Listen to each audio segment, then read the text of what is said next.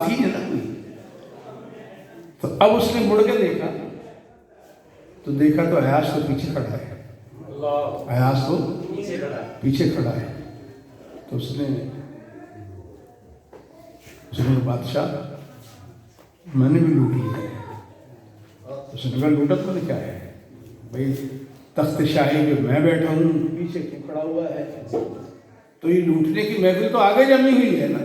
देख फला वजीर, फला उलमा, फला शुअरा, फला जनाब सब लगे हुए, तू यहाँ खड़ा है, तो तूने लूटा कब? उसने कहा नहीं शहंशाह लूटा तो मैंने भी है। उसने कहा मेरी समझ नहीं आई तेरे लूटने की।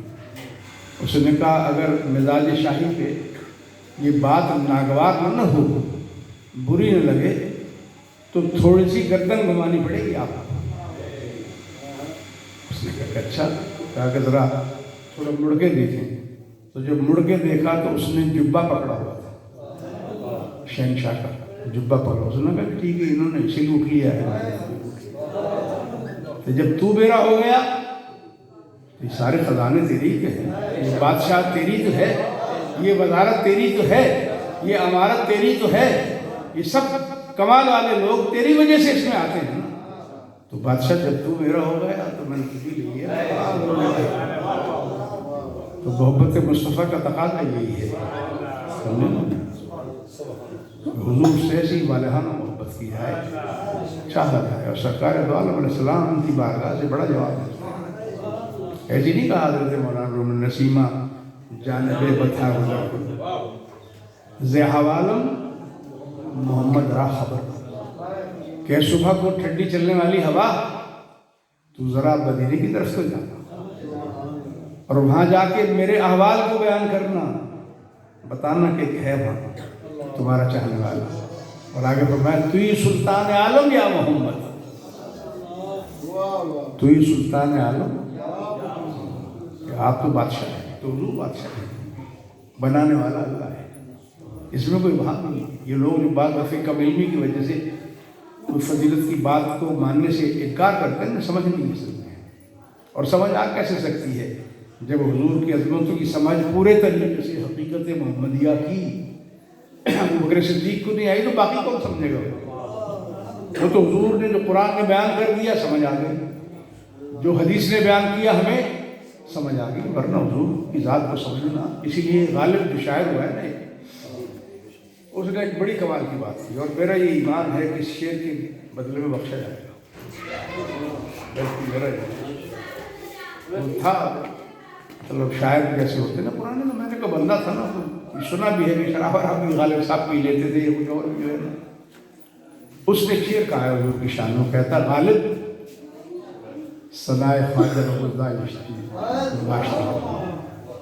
गालिबा हुजूर की तारीफ को खुदा की सुपुर्द करते हैं। हम किस बात की बात करेंगे? हुस्न की बात करेंगे, जमाल की बात करेंगे, समात की बात करेंगे, रियाजत की बात करेंगे, तक़वे की बात करेंगे, कौन सी बात करेंगे? तो जो बात शुरू होगी वो तो ख़त्म नहीं होगी। तो उसने बड़ी इख्तिसार से मैं इस तफसील को इस जवान में बंद कर दिया कि गालिब सनाए ख्वाजा बयज़दा गुज़ाश्ते कि गालिब हम हुजूर की तारीफ खुदा की ज़ात पे छोड़ देते हैं। वो इसलिए कि का ज़ात पाक मर्तबा दाना मोहम्मद अस्त, कि वही ज़ात है जो रसूलुल्लाह के मकाम मर्तबे को जानती है, बाकी तो समझ। इसलिए इस गए गुजरे दौर में जबकि ईमान पे डाके पड़ रहे हैं, और इस मादियत के दौर में जहाँ हम कुछ पैसों की खातिर, 4 इंच ज़मीन की खातिर, थोड़ी सी शोहरत की खातिर, किसी बच्चे की मुलाजमत की खातिर, तो ईमान फरोशी नहीं होनी चाहिए। ईमान अल्लाह रसूल की अमानत है, इसे महफूज रखना चाहिए। बाकी तो निज़ाम चलता है, निज़ाम तो चलता है और चलाते रहना चाहिए। अल्लाह ताला वक्त के साथ देता है। हमने देखा है मैंने अपनी ज़िंदगी में कि अभी ये जो तुम्हारा टिब्बा है ना, टिब्बा मोहम्मद नगर टिब्बा, इससे मेरी बड़ी पुरानी शनाख्त है। जब यहाँ तो कोई बंदा रहता भी नहीं था, यहाँ कोई बंदा नहीं रहता। लाइन से उतरने के बाद वो चुंगी का जो दफ्तर था ना, उसके बाद किसी आबादी को सब नहीं देख सकते।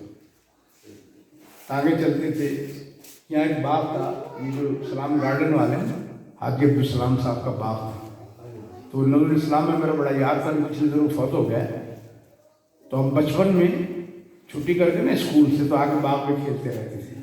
اور زمانہ پتہ ہے وہ گلی ڈنڈے کا زمانہ ہوتا تھا، گولیوں کا زمانہ ہوتا تھا، باغ میں تو یہی کچھ ہو سکتا ہے. کوئی نہیں ہے، بس ان کا ایک ڈیرا سا تھا پرلی طرف، ایک چھوٹی سی مسجد میں ان سے مسئلہ ہی پوچھنے گئے تھے، تو اس کی دادی نے بنائے تھے اپنے کڑے بیچ کے نا سونے کے. تو میں اس زمانے میں ٹپے پہ آتا ہوں، اس زمانے سے چھجو کی نظر آتا تھا ہمارے گھر سے، یہ باغ کے سفیدہ کے درخت وہ نظر، ہمارے گھر اونچا تھا، اس سے اسٹیشن نظر آتا تھا. تو اب تو پریشان ہو گیا، بلکہ میرا بھائی میرا بھتیجا ساتھ تھا، اور میں کہتے تمہیں پتہ بھی ہے کہ نہیں؟ منو نہیں پتا ہوتا کہا بھائی، کہیں گے ٹھیک ہے ادھر ادھر ہم گھومے ہوئے نہ آئے گا تو یار اسی خدا دی بارگاہ کے سچے ہیں نا، آئے تھے ہیں نہیں ملے گا کہا روٹ جائیں گے واپس. لیکن خدا کا فضل ہے، اس کا کرم ہے، اس نے منزل پہ پہنچا دیا. اور الحمدللہ بڑے درس میرے بڑے چلتے رہے نا. تو اس لیے میرے دوستوں التجا اور اختصار یہ ہے کہ کسی نے کہا نا گزر تو جائے گی تیرے بغیر بھی، لیکن گزر تو جائے گی بڑی اداس بڑی بے قرار ہوتی ہے. تو اس لیے زندگی کو بے قراری کی طرف نہ لے کے جاؤ، چونکہ ذکر خدا قرار عطا کرتا ہے، اور قرآن نے اس کا فیصلہ کیا ہے. ایسے نہیں کہہ رہے ہیں، اللہ تعالیٰ نے کہا الا بذکر اللہ تطمئن القلوب، کہ خبردار تمہارے دلوں کا چین یاد خدا میں ہے. یہ 10 منزلہ منزل میں نہیں ہے، مارکیٹ کے بنانے میں نہیں ہے، مارکیٹ کے بنانے میں نہیں ہے، یہ ذکر خدا میں ہے. یہ شاد و آباد گھر جو ہے یہ خدا کے ذکر سے اطمینان ملے گا. جتنی مرضی صلاۃ الحاجت بھی تو ہے، پڑھ لو، پریشانی میں آ کے بیٹھ جاؤ، اس کی بارگاہ میں جھک جاؤ، اس کی بارگاہ میں. تو اس لیے اپنی زندگی کے حوال بدلو. اور جو سب سے خطرناک بات جو اس دور میں محسوس کر رہا ہوں وہ یہ کہ ہمارے بچے نوجوان جو ہیں نا، جنہیں ہم انگلش تعلیم دلاتے ہیں، تو ان کا فیوچر بھی نہیں بنتا، لیکن وہ دین سے دور ہوتے چلے جا رہے ہیں. تو اس کو میں سوچ بھی رہا ہوں کہ ہم اپنی جماعت سنت کی میٹنگ بلا کے اور علماء کو کہیں گے یار اس کی طرف توجہ ہو. ویسے تو بڑے عرصے سے کہتا آ رہا ہوں، سمجھے نا، بڑے عرصے سے کہتا ہے. اس کی بڑی ضرورت ہے تاکہ ہماری اولاد اس دین اسلام پہ قائم رہے. ہمارے گھروں میں قرآن پڑھا جائے، مسائل کی باتوں، چھوٹی چھوٹی کتابیں چھپ گئی ہیں جس سے ہم پڑھ سکتے ہیں. ہمارے نوجوان پڑھ جاتے ہیں. بھلے زمانے میں، اب میں اس خاندان کا نام تو نہیں لوں گا کیونکہ ان کی توہین مقصود نہیں ہے، وہ ہم سے ایک کلاس آگے تھا، بڑا مالدار خاندان تھا. تو ہمارے اس زمانے میں اساتذہ یہ ناظرہ قرآن بھی پڑھاتے تھے، ہمارے حکمت صاحب جو ہے نا درس دیتے تھے. تو انہوں نے اس لڑکے سے کہا کہ یار کلمہ سنا. کلمہ اس زمانے میں جب ہمارا میں 6ٹھی 7ویں میں ہوں گا، 8ویں میں ہوں یہ ایک آدھ کلاس کا، تو اسے کلمہ نہیں آیا تھا. اور اگر اس خاندان کا نام لیں تو آپ حیران رہ جائیں گے، اتنے امیر کبیر آدمی تھے. تو ایسا نہ ہو کہ ہم مر جائیں، ہمارے بچوں کو کلمہ بھی نہ آئے. تو یار اس کے خیال رکھنے کی ضرورت ہے. اللہ تعالیٰ میرے کہنے کو، آپ کے سننے کو، اور ان نعت خوانوں کی آوازوں میں اللہ اور درد پیدا کرے.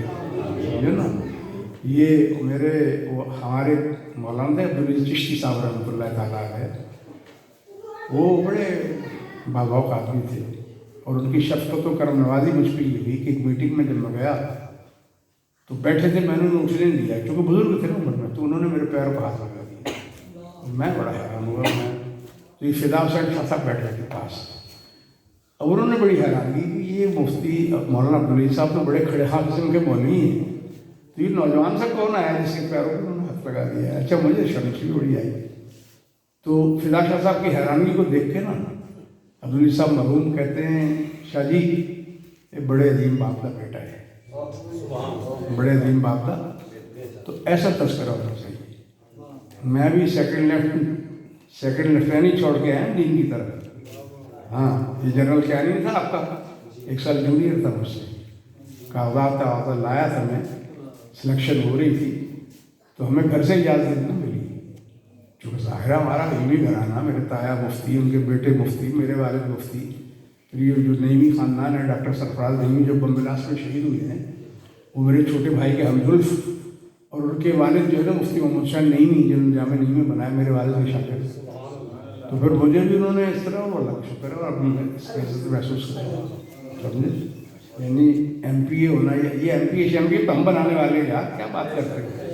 اب میں سیاست کی بات نہیں کرتا، جب موڈ ہوا ہے تو کاموں کی میں ایم پی اے جیتا ہے، میں نے جیتا ہے، جب اس فقیر کا موڈ نہیں ہوا تو پھر جیتا نہیں۔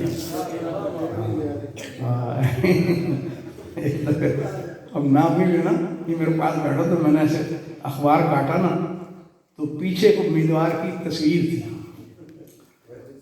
اس نے شور سے کہا جی وہ کٹیا گیا، میں کون کٹیا گیا ہے؟ میں نے دیکھا، میں کہ جا پھر کٹے ہی ہے۔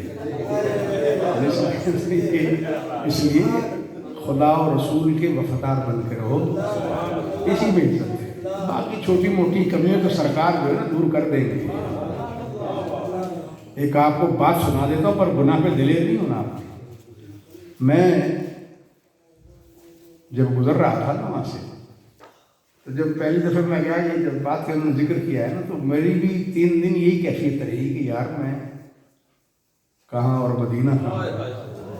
اچھا ایک بات اور ذوق کی سناؤں آپ کو، چونکہ ہم یہاں سے جدے سے مدینہ جا کر اترے، اب ظاہر و سرزمین مدینہ تو تھی نا، تو زندگی میں پہلی دفعہ ایک خیال آیا، میں نے کہا یار یہ ڈھول کی تھاپ پہ لوگ بھنگڑا ڈالتے ہیں تو کوئی مزہ تو ہوتا ہوگا ان کے تحت شعور میں، تو یار سرزمین مدینہ پہ ہم پہنچ گئے ہیں، تو آج یہاں کہیں کوئی ہوتا نا تو پھر اسے کہتے تو ہم بھی پھر جو ہے نا شکرانے کے طور پہ ناچتے لوڈی ڈالتے کہ حضور کے شہر میں آ گئے ہیں۔ تو 3 دن یہ کیفیت رہی میری، کچھ سمجھ نہیں آ رہی تھی، بڑا پریشان کہ یار ہم تو تقریریں کرتے ہیں، مدینے کی گلیوں کی بات کرتے ہیں، یہ ہو کیا گیا؟ تو پھر ایک دن مجھے تشویش سی ہوئی، اور میں بارگاہ رسالت مآب میں جب حاضر ہوا تو مواد شریف کے سامنے کھڑے ہو کے، اچھا پہلے دن تو خیال یہ آیا کہ میں کیا کروں، تو ایک غزل کا شعر تھا میرے ذہن میں، وہ آ گیا، وہ یہ تھا کہ تم کو بھلانا میرے بس پہ نہیں ہے، اور بس یہ کہ تم کو بھلانا یہ چلتا تھا۔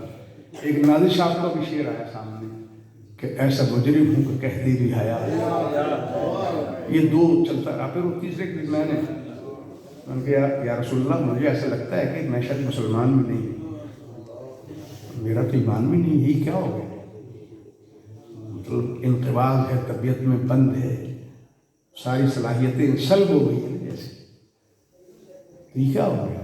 وہ پھر تیسرے دن جو ہے نا میں وہ گزارش قبول ہو گئی، پھر وہ سلسلہ شروع ہوا، تو پھر ایک اہل دل سے میری بات ہوئی، میں نے کہا ایسا ہوا ہے،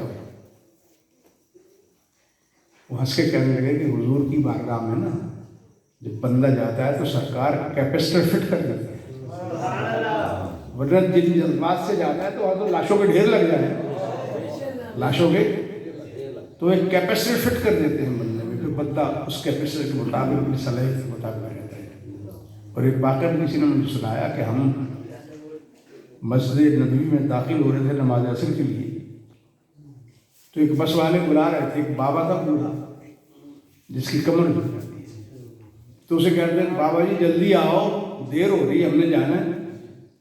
تو وہ جھکا ہوا جو ہے نا، کہتے جب ہم اس کے پاس سے گزرے نا تو وہ اپنی کمزور زبان میں کہہ رہا تھا کہ یا رسول اللہ میں نے نہیں آنا، مجھے یہیں رکھ لیں آپ۔ کہتے ہیں ہم نماز عصر کے لیے چلے گئے، نماز عصر پڑھ کے جب باہر نکلے تو پتہ بابا جی نہ ملاؤ، وہ بات ایک تو نہیں ہے، اس لیے حضور کی باتیں اللہ تعالیٰ میرے کہنے کو آپ کو سننے کو قبول فرمائے، اور صاحب خانہ کے گھر میں خیر و برکت نازل فرمائے، ہم سب کے گھروں میں بھی جتنے حاضرین محفل ہیں سب کے گھروں میں فضل رحمت کرم کی بارشیں برسائے، سب پہ رزق موسر فرمائے۔ آمین۔